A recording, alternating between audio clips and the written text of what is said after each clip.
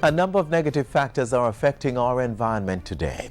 And more often than not, these negatives are as a result of man-made activities. How do we go about reversing the wrong? Welcome to this edition of Jamaica Magazine. I'm Adrian Atkinson.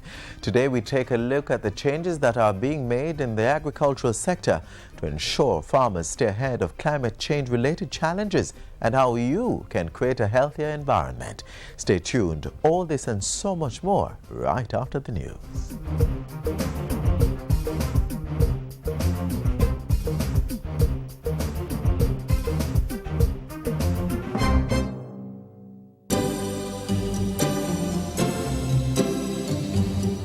It keeps our bodies working, our food nutritious, our living and working spaces clean, and our lives comfortable. Water, the most precious resource necessary for the sustenance of life on our planet. Don't waste it. Let's conserve on this critical commodity. In the house, invest in storage containers and buckets. Take quick showers instead of long baths, and invest in water-efficient shower heads, toilets, and faucets. You may also want to consider one-pot meals and cooking methods that don't require much water. You could also wash fruits and vegetables in a bowl and reuse the water on your plants or grass. When cleaning dishes, fill both sinks and use one for washing and the other for rinsing. The leftover water can be used to wash off the concrete or asphalt in your yard. If you must wash your car at home, aim for once a fortnight and use a bucket to do the washing instead of running the hose. Don't delay. Start your water conservation practices today.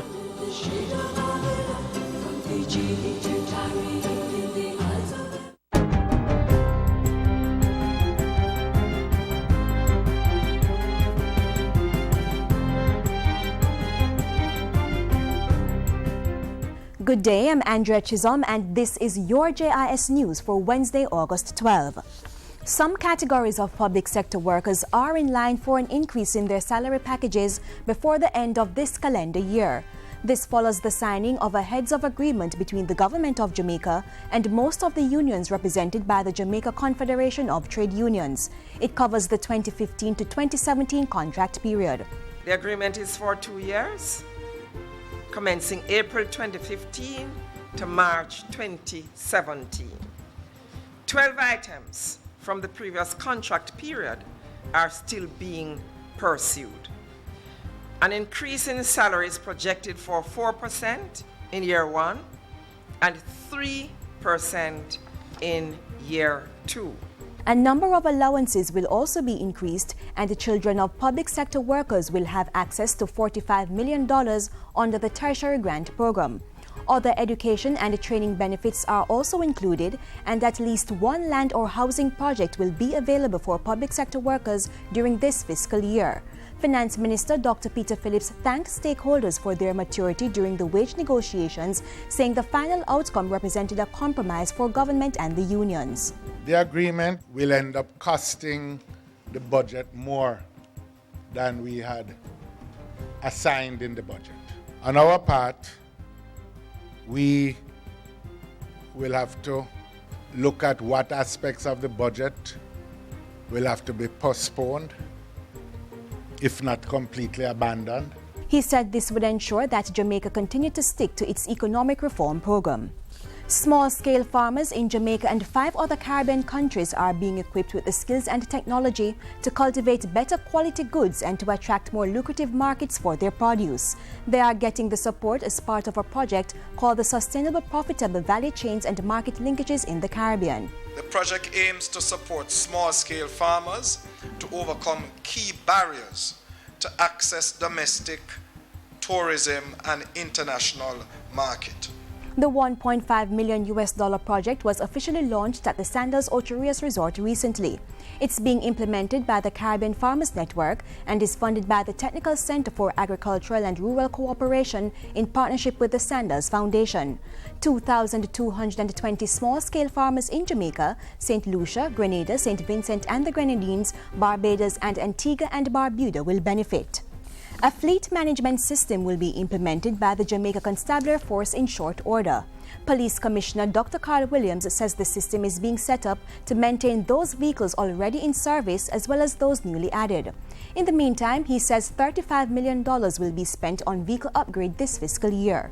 We are ensuring that we overhaul the transport and repairs, our transport and maintenance division at Kingston and at the various areas to deal with the repairs and maintenance of police vehicles so that they can be kept on the roads. Dr. Williams was speaking at a recent function where the JCF received 10 Toyota Hilux pickups. The vehicles were bought by the Tourism Enhancement Fund at a cost of $45 million. They will be distributed to police posts in resort areas. A 3-day workshop is underway to improve reproductive health programs in Jamaica and other Caribbean countries. The workshop on logistics, warehousing, and forecasting for reproductive health commodities in the Caribbean opened on Tuesday at the Courtly Hotel in Kingston. It's part of the global program to enhance reproductive health commodity security. It will equip us to better manage and plan to make adequate supplies of contraceptives available to our population, thus empowering persons to make better decisions with respect to their right to sexual and reproductive health. The workshop is organized by the United Nations Population Fund in partnership with Jamaica's Health Ministry. And finally, government is looking to expand the scope of infirmaries as part of efforts to improve services and generate revenue. We could have it in such a way that persons could leave their loved ones and pay a fee so that they can be cared for in a proper, safe, clean and decent environment. In the meantime, the local government minister says a number of poor relief personnel will become certified following their participation in a 16-week professional course. He was speaking recently during the official opening of the Poor Relief Office in Santa Cruz, St. Elizabeth. Its construction was funded by the St. Elizabeth Parish Council to the tune of $3 million. The building has sanitary conveniences, a kitchen and offices for poor relief officers, and a representative of Food for the Poor. And that's it for JIS News today. I'm Andrea Chisholm. Thank you for watching.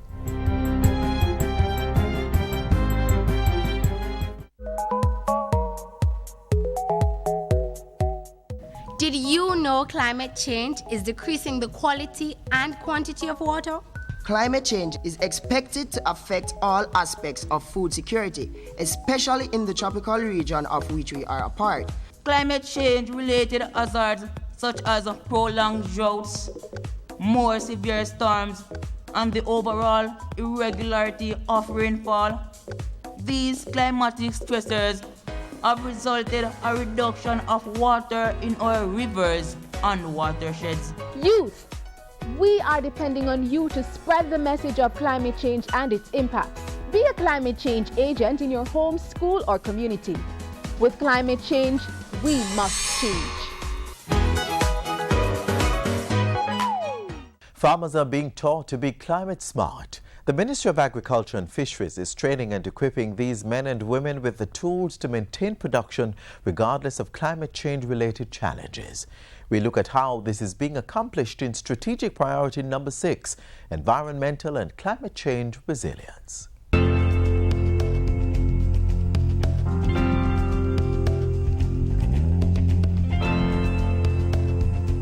I don't think about drought. I don't think I need to worry about drought anymore because we have the basics in place to counteract any drought you might have. I didn't have enough what we call trench to take off a lot of the water, but the RADA personnel, they came and they showed me what went wrong, and so I put in the drainage and so on, and so far it has been good.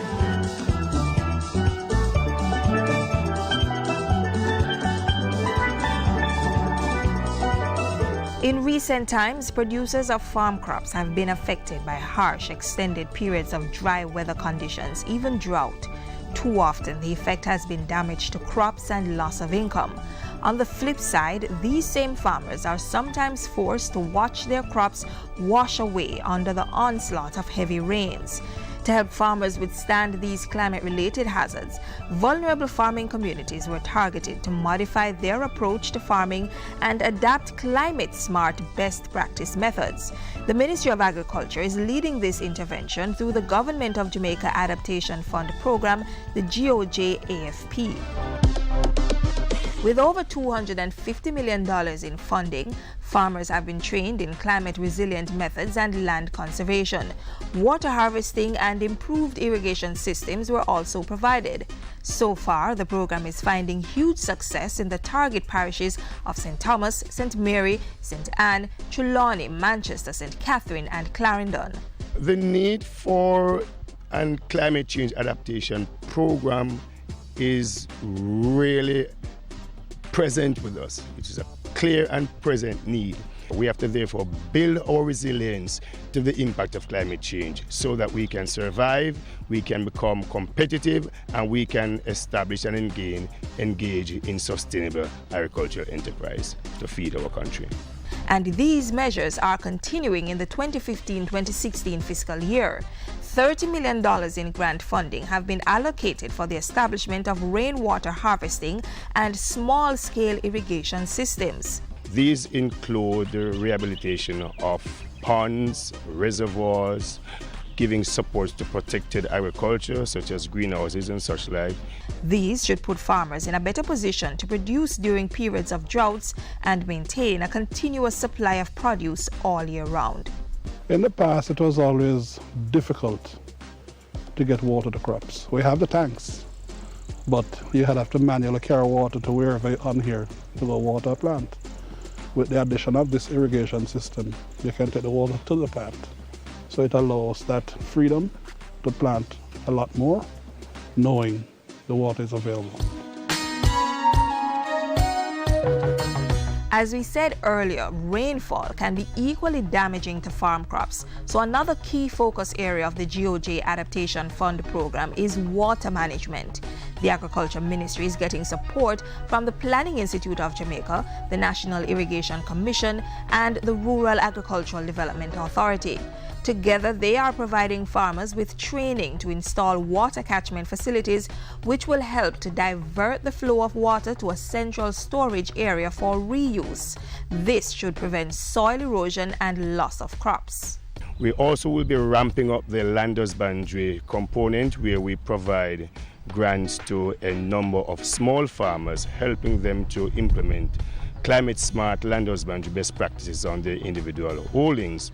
For this, $44 million has been provided to secure seedlings and facilitate planting and soil management techniques this fiscal year. $8 million is also being used to support other soil erosion activities. The overarching objective of these activities are, one, to build their resilience against the impact of climate change; two, to improve their livelihood, to help them to build a sustainable enterprise or sustainable farming activities where they can maintain themselves, their families. The feedback has been tremendous. It has been tremendous.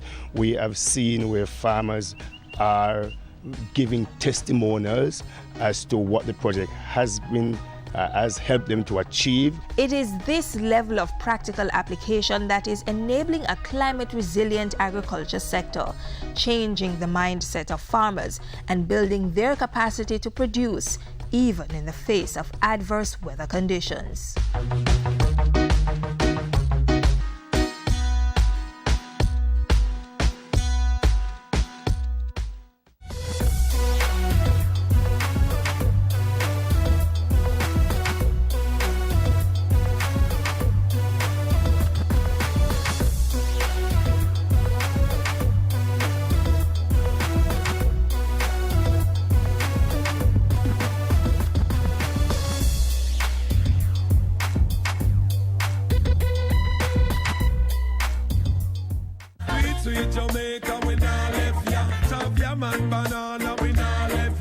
Finger-licking jerk chicken, Helcher fish and bami, we run down yam and banana, roast breadfruit, sweet potato pudding.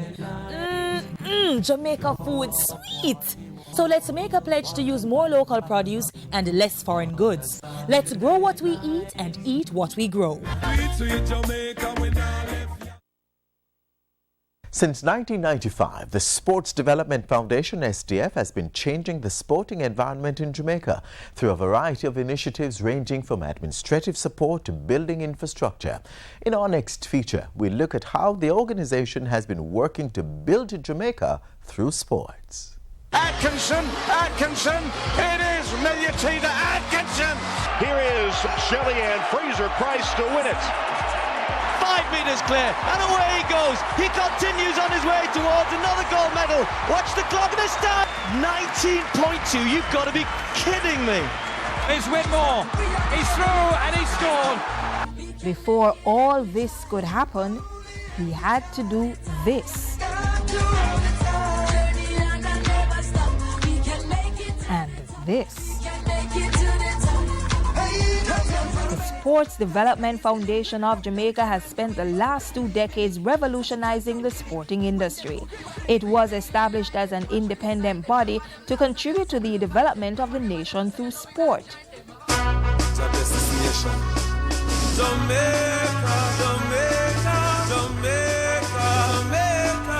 Sports development is an important part of all societies as it fosters national identity and exposure. Trailblazers such as Herb McKinley, George Bunny Grant, George Roden, Courtney Walsh, and in recent times, Usain Bolt, Shelly-Ann Fraser-Price, and Aaliyah Atkinson ensure Jamaica remains in the spotlight. With so much talent among our Jamaican sportsmen and women, developing the sector can only result in massive financial growth for these athletes and the nation. It is for this reason that the Sports Development Foundation, SDF, will continue its drive to build and rehabilitate sports facilities, form policies and programs that will allow for the development of athletes, ensure the continuity of sports programs at the community level, and assist sporting associations to fulfill their mandates by providing financial and administrative support to sport-related development programs.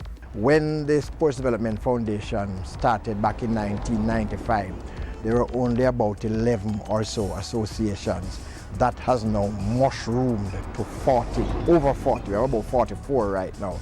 And that now includes things like dominoes and darts, ice sports, skating and that sort of a thing. Funding is made possible through a cess imposed on the domestic gaming industry, which is paid to the Culture, Health, Arts, Sports and Education Chase Fund.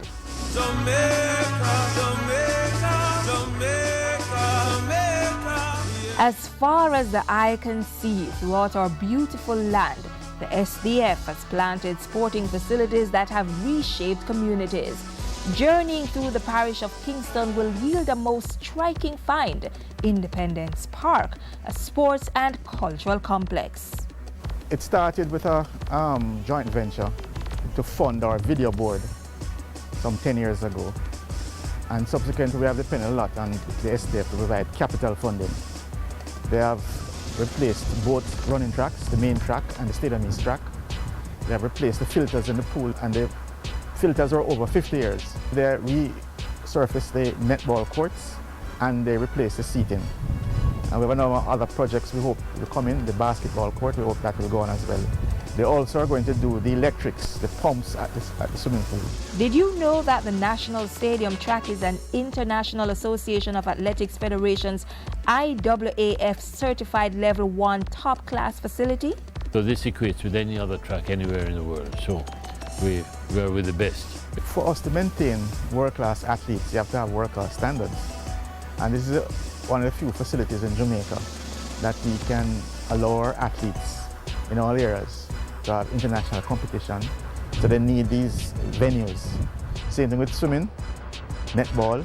If you don't have these facilities, people can't train. If they can't train, they can't get the world-class standards. Moving further afield, the SDF remains true to its vision of developing the nation through sport.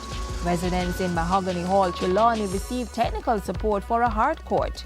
This is the hub of the area in Mahogany Hall. They play their volleyball, their netball, everything is done there, and it has really served well.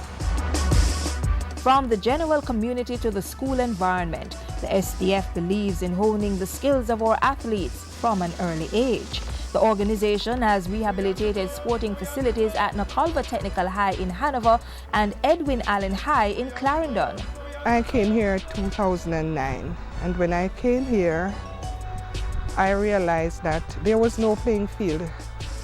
Yes, they had an area that the students would play, but it was a health risk.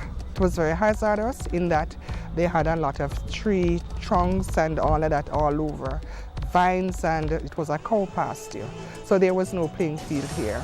We have received a playing field. We got it in 2012. The students and the teachers and my neighbors, they are very appreciative in that they never had sports day. They never entered any major sporting activities, so the students can train for champs, and they also participate in the Da Costa Cup and the Under 14 competition. So you will hear about us in champs. Formerly, we had two courts that were not in good condition, and they came to our rescue. The school has been doing tremendously well, and I can look at basketball. Some years ago, we actually entered the finals nationally, and the boys have asserted themselves because boys are the ones who tend to play basketball here, and they have excelled, and I think the facility has helped them significantly. The school has also been excelling in track and field. The school has been doing exceptionally well in the ISA Boys and Girls Championships. And I remember 2012, we took the title, and we took it back in 2014 and 2015. It is evident that both schools are benefiting from these donations as the students continue to use the facilities for training and as a means to excel in various sporting competitions. The SDF has also collaborated with ministries like the Agriculture Ministry to build sporting facilities. Take, for instance, the Tollgate Sports Complex in Clarendon.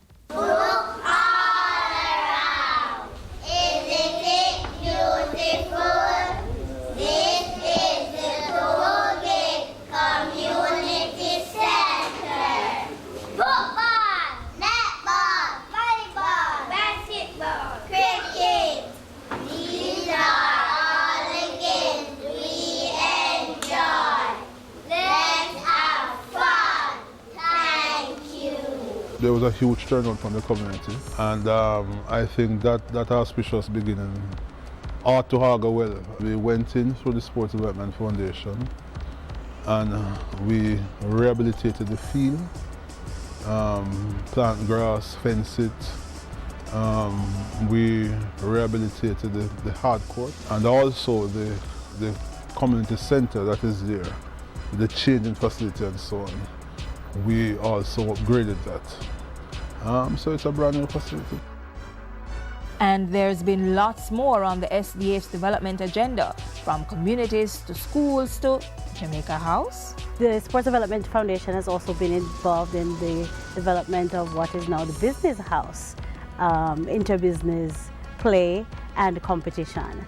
And so here at Jamaica House, we have been engaged as a group, as a team, and we also believe strongly in the advancement of the physical activity. So a multipurpose court was also done here, and we do have some lights, and so we do use the courts after work, and a lot of other people are able to come and utilize it.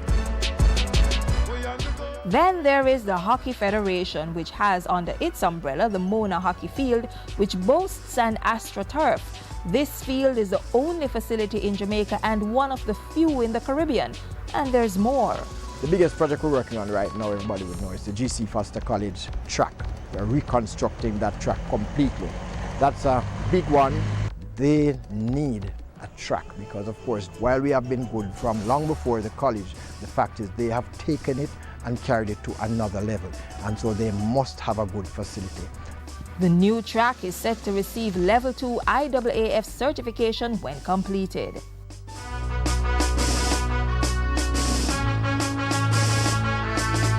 Sports will always be integral to the Jamaican culture, and the SDF is committed to preserving the country's sporting heritage. Every member of staff within the organization dedicates time and energy in ensuring that the work gets done, and for this, they were recognized. A long service award luncheon was held in their honor. To know that our employees give their all to carry out these functions, it's very, very important, and it's quite appreciated by the board. The Sports Development Foundation, building sports in Jamaica through the establishment of well-needed infrastructure and preserving the resources to cultivate the skills of our athletes from the grassroots level and beyond. I can see them widening their horizon and targeting the kind of infrastructure development which is going to be required to see us move forward. And with greater funding, I believe that they have the foundation with which to do so. For more information, call 960-3717 or 926-6733 or email info@sdf.org.jm. Jamaica, Jamaica, Jamaica, Jamaica, yeah. A healthy and educated people living in a clean, natural environment, reducing crime, improving the justice system and governance, building a prosperous economy. It's not just a vision, it's reality. Learn about the plan. Join the vision. My country, Jamaica, has a rich heritage and is very unique. If we all pull together, we can make it the place of choice to live, work, raise family, and to do business. For more information on Vision 2030, call the Planning Institute of Jamaica or visit vision2030.gov.jm, your parish library, school library, or the Jamaica Information Service.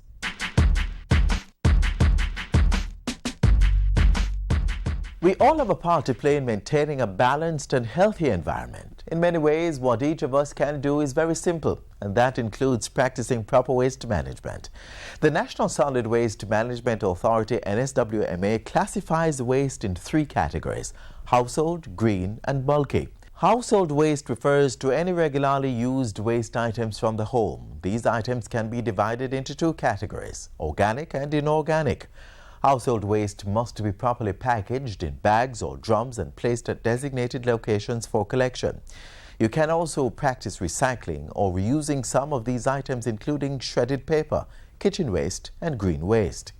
Green or garden waste consists of grass clippings, flower cuttings, hedge trimmings, and leaves. This type of waste should be separately bagged and put out for collection. Only 2 bags of green waste will be collected on any given day. So ensure you store the remaining waste properly until the next collection day.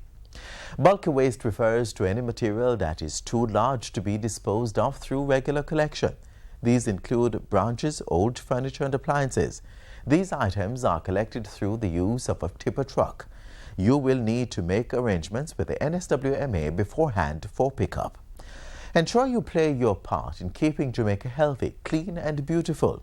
If you need further information, contact the NSWMA at 1-888-253-2652.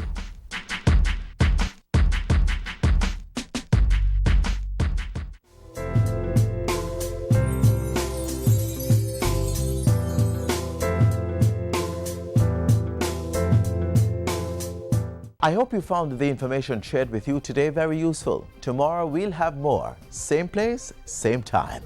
Until then, keep the link with the JIS through our website, jis.gov.jm, or YouTube channel.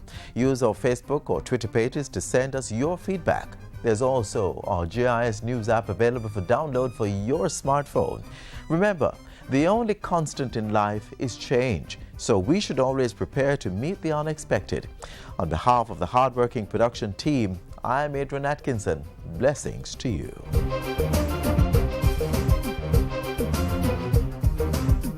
This has been a production of the Jamaica Information Service, the voice of Jamaica.